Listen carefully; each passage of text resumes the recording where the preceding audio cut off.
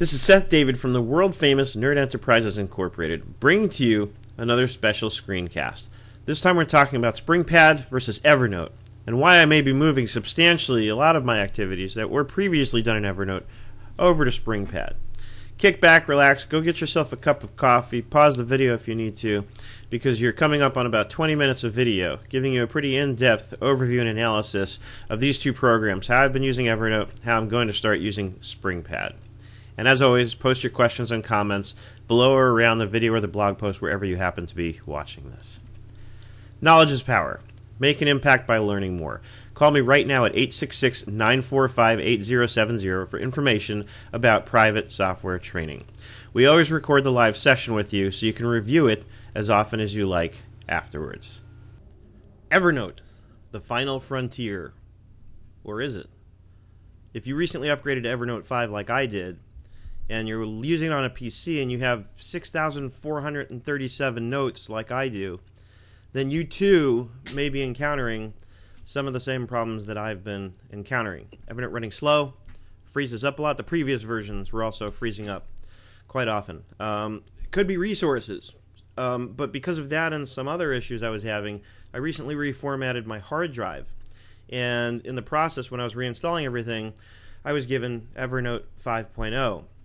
And on a freshly reinstalled hard drive, which means I have the maximum possible, really, use of my resources, I'm still having problems with Evernote. I still love Evernote, but it's slowing me down. So I'm starting to look for other ways to do some of the things I've been doing in Evernote. I doubt whether I will ever leave Evernote entirely. But one of the things that is bugging me is that I used to have my saved searches, which I rely heavily on, right here in my left-hand margin. Now, it took me a while to figure out where it was, but I have to click here. But notice I just clicked here, and it took a second to pop up. I wasn't sure if it was going to for a brief second here. So here's my saved searches. And now they just won't go away. I have to click away. And you can type a search in here and ignore that. So in some respects, I like this. And yes, you can take one of these saved searches, and I can run it like here are phone calls that I have to follow up on. And I can then save this or add this. There was a way. See, and this is what I mean. And now Evernote is freezing up. So these are the kinds of things that are starting to bug me. Now let me try right-clicking this, add to shortcuts. That's where it is. So again, I feel like the save search, what they've done with it is actually less intuitive than it was before. Before it was very simple. It was here on your left-hand side. Now if I kind of want that same functionality, I have to now go manually add the the save searches to my shortcuts here. Not a fan of what they're doing here. What I'm also finding is that if I go to my notebooks, and some of you might recognize, I've begun the process of setting up my getting things done, my GTD process here. It comes from the secret weapon. If you Google the secret weapon, you'll see what I'm talking about, and you can learn a very efficient way of using Evernote to get things done. But there are some things that that process does not address, which again, I'm not 100% sold on the whole secret weapon getting things done process. There are some things I think it overlooks in terms of ways that I use Evernote. One example is it really relies heavily on tags and not notebooks. And if I want to share a notebook with an outside person like a client, it doesn't really provide for that because you're just kind of sticking everything in a cabinet or in an action pending or in a completed notebook, and I can't share all of my notes with everyone. So there are some things that I think it overlooks, but just may not be for people who need to do the kinds of things that I need to do. So we are going to take a look now at what I believe may become the, I don't want to say alternative, because again, I don't know that I'll leave Evernote completely, but I'm probably going to start doing more and more in another solution. And that other solution is here. It's called Springpad. And it's visually definitely much more appealing. I like the fact that it runs in my browser and not on a desktop client, so I don't expect it will ever get slow. The downside, yes, if I lose my internet connection, I don't have the ability to work offline, and I can't have an offline notebook that just works locally. I've talked to one person already who indicated that that wouldn't work for her. She needs to have at least one notebook that's completely offline. So again, you're probably never going to leave Evernote entirely if you're a fan of Evernote like I am. But you may start looking for more things, or looking at more things that you can do with Springpad. So what is Springpad? It's, at one point I was reading an article on Lifehacker about comparing the two. At one point they were saying they were very similar in competing products, but now they're kind of going different directions, whereas Springpad here is much more visual, and it's almost seemed like to me they were suggesting that Evernote is sort of more functional, just in terms of if you just need kind of high volume clipping things and saving them and being able to retrieve data later. They seem to be saying that Evernote was more the solution for that. This was more the solution for perhaps lighter volume, but clipping things and then getting sort of contextual suggestions. Like you can have a notebook here, like this is one of the defaults called Movies I Want to See, and you can put movies in here, and I can take a look at, I put Man of Steel here, and within this I noticed that you can check right here, look, showtimes for today near Burbank, which is very cool. I mean, it's just, I don't know how else to put that. It's very cool. Also over here, you can indicate that this is a want. Once I've seen it, I can click Seen.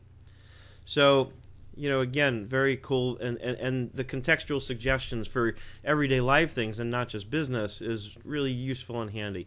And again, it's more visual. So some of you who are watching this, and many of you, are part of my accountants, bookkeepers, and business owners group. Those of you who aren't, you can certainly join us on Facebook and Google+. But I created a shared notebook here. And in here, I can give you an example of one really cool thing, which is where, and because it's got the phone app, there are note templates. When you go to create a new note, there are different types. So they call it a spring, right? So a new spring is a new note. I click here, and there's different templates for types of notes, which is really cool. One of which is a contact. And that's what I've created here, is a contact note for myself. But of course, that's on the phone app. So some of you know I'm a big fan of nimble.com, but the problem with Nimble is there's no way to access it easily on my phone. There's no app, and the mobile version of the site is so-so, and I think they acknowledge that. They just haven't gotten to that yet. So I'm still at a loss for a solution that kind of integrates CRM with my ability to pull those contacts up on my phone and either make notes about them or call them, right? So with Springpad, I create a contact type note, and it's exactly what that is. Look, it even has, because I put my business address in, I don't really share my home address too often, or ever. But in any event, this has all my information. Notice what it does. It brings up a Google map based on the address I put up. It's got my phone number, everything. So when I look myself up on my phone, and let's see how quick and easy this is. Let me just go. I have it, of course, already put into a sort of productivity folder here. So I'm browsing on my phone here, and let's go out to my accountants, bookkeepers, and business owners notebook. So I tap home here, and I can even do a search to get there quickly. Accountants. And if I just search for accountants, I expected it would come up. Okay, let's try that another way. All right then. See all. There it is. Accountants, bookkeepers, and business owners. So we got to work on the search function, and I may just not have used it properly. But now looking at my phone app, and I'm just going to bring my view over here so I can make sure that you're able to see what I'm trying to show you. So here's the phone app, right? And here's that same card on the phone. I can tap here, and notice the phone number renders as a link. So I can tap on the phone number, and boom, it'll go right to call my phone number. So that to me is huge. I've been looking for a solution like that for a very long time, where I have an app that can be sort of CRM-like, which can also work on my phone. And now I've got it. Even Zoho CRM, from what I recall, I could not easily, and that I think that changed actually recently. I think they improved that. But the last time I was playing around with Zoho CRM and looking at it seriously as a solution for myself, I was not able to easily pull up a contact on my phone such that I could call them. And that to me is huge. I need that more than almost anything else in my CRM, because the whole point of it is if I've got contacts and I'm tracking information about them and I'm trying to close a deal with somebody or anything along those lines, I want to be able to bring them up on my phone so that when I'm on the road, I don't have to wait till I'm back at my computer or at an iPad or something, which many of you know I don't have a tablet yet because I don't find them to be practical. I still rely on my laptop. There's too many things that won't run the way I really want them to on a tablet. That's just me. So, again, now I see in this a potential CRM-like solution. And look what I've been able to do here. So this is my accountants, bookkeepers, and business owners notebook. I've made it a public notebook, and I've shared it in our Facebook group. I've shared the link. And so over here what I've done is I've created a note that talks about what we're going to talk about in the next Hangout, right? So I'm recording this today. It's September 22nd. Next Friday, the 27th, we're going to take a look at something called paper.ly. And notice what I'm able to do. I'm able to make it visual by adding media, by adding a photo to this. But other than that, this is using an event note template to... I have to be careful, I guess, when I scroll too far, or maybe if I clicked on something other than the note itself, it goes back. But I was able to add, I just took a screenshot of the paper.ly homepage, and I actually used Evernote to take that screenshot because Evernote just does that a little better. The screen clipping feature of Springpad, you can see it right here on my browser, it'll take a whole web page. So what's kind of cool about that is, and let me bring something up as an example. Let me go into my Facebook Accountants, Bookkeepers, and Business Owners group and show you what I mean. So let me link directly to my post with the link to the Abo notebook, right? So I'll bring that up here. So here's our Abo group. I linked directly to this post. I want to clip it for Springpad. I click this guy right here, the Springpad clipper, and it brings it up. Now, here's one thing that sort of a bit of feedback, I guess, for Springpad, if anybody at Springpad should happen to stumble on this video, is this leads me to believe that I'm only linking to the root Facebook page. It's not clear. Of course, I tested it and figured out that it will, in fact, link directly to this post, to the URL that was in my browser up here. But it would be nice if it gave me kind of, here's what we're linking to, here's what we're going to display kind of thing, so that it's 100% clear. Because I'm not that bright, I'm slow. What's interesting to me is it knew to save it to my social media notebook, and that's not a default notebook. That's one that I created. So that's interesting to me. Somehow it figured that out. Kind of smart. And then I can click here where it says Spring This. And then I could have added tags. I can view it on Springboard now. And this is what's also cool is if I need to look at multiple notebooks at the same time, I can do that here because it's SaaS. It's browser-based software. Whereas in a desktop application, I can't really be looking in two notebooks at the same time. I can double-click individual notes within different notebooks and have them out at the same time, but not the same. So to me, the fact that this runs in my browser, there's another example of another advantage to that. So now it brings it in, and I can add it to notebooks, and I can add tags. So again, taking a page out of the secret weapon process for using Evernote, which is based on the GTD, getting things done method of productivity. I can apply the same methodology here. I can create my tags the same way, doing who, what, when, where, and so on. And what I also like about this is I can have this single note go into several notebooks. I can add multiple notebooks here. Let me confirm that. Let's say I want to add this to my journal and make sure that it doesn't simply replace it. No. See, now it's in two different notebooks. And here's the thing about that is sort of like in Gmail where I can have multiple labels on a single email. If I go access that email, I'm accessing the same email regardless of which label I use to get there.